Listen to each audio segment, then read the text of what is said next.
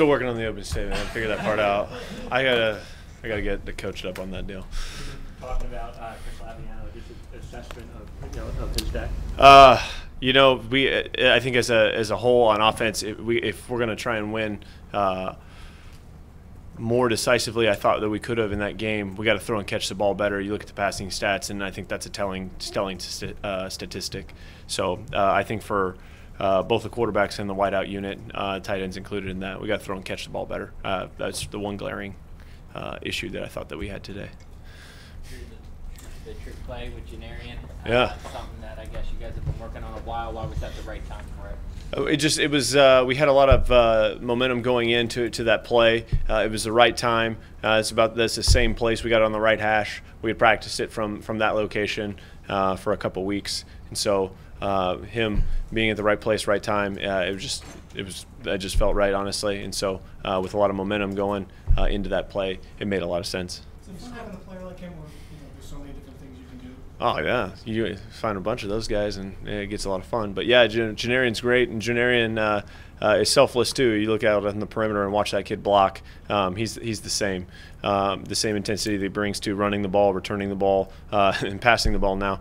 He brings to all phases of his game, including blocking. Were you able to score quickly on a couple of big plays? Is that ideally kind of like what you'd like to see out of this? No, I think you'd like to score any way you could. A couple of the big ones that we scored, Rob's run, I did not expect, honestly, that one to truly break the way that it did, but the credit to the O-line, and specifically on that play, our left tackle, Tariq Cole, did a nice job. And Rob broke through, protected the football, and got all the way in the end zone. But we'd like to, especially toward the end of the game, we would have liked to have punched it in a few more times and made that a more decisive victory for us, and we didn't do that, and so that's an area that we got to improve, but not necessarily just always quick hitters. Conversely, you just alluded to it.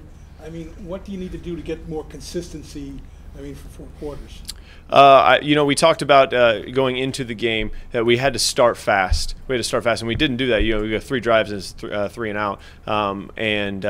It took a spark at that point, and that the touchdown to Juwan Harris was that.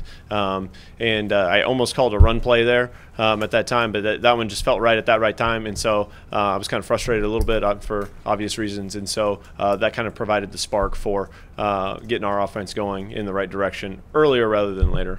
Keeping that in the playbook? Yeah, that one's going to probably stay.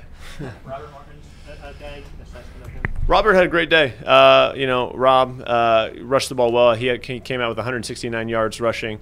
He did a really good job. I think he put the one that he recovered on the ground, but we got to get that part fixed. But other than that, I thought he ran physical between the tackles, and credit to the O-line and the tight ends for what they did to make that part happen.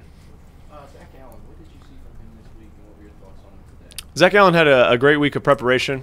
He really did. And, at that time in the game, Laviano was struggling a little bit right there. And so he needed a breather to kind of reassess the situation and get his mind back into the right frame of mind. And so Zach was the right person to go in for a series. And, when he came back, Laviano was fine after that. So. I'm sorry. You're good. What kind of player does it take?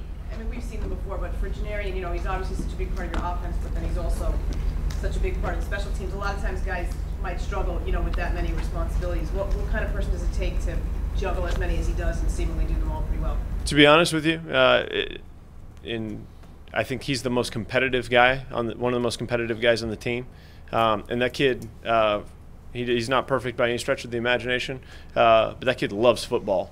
And so whatever you throw at him, he eats it up. He doesn't love everything.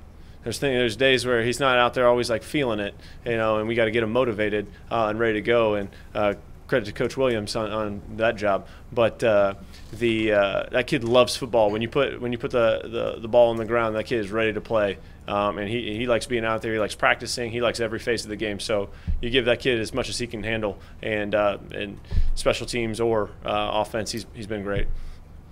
Near the end of the game, you guys obviously are protecting a lead, but it's still a 1-score game. So how are you managing trying to go for the touchdown versus, I guess, you you showed some confidence in Bonagora there, I guess, playing it rather conservatively. Talking with coach on the headset, so what do we, you know, from a team strategy, what do we think is the right approach here? We got the ball in great field position.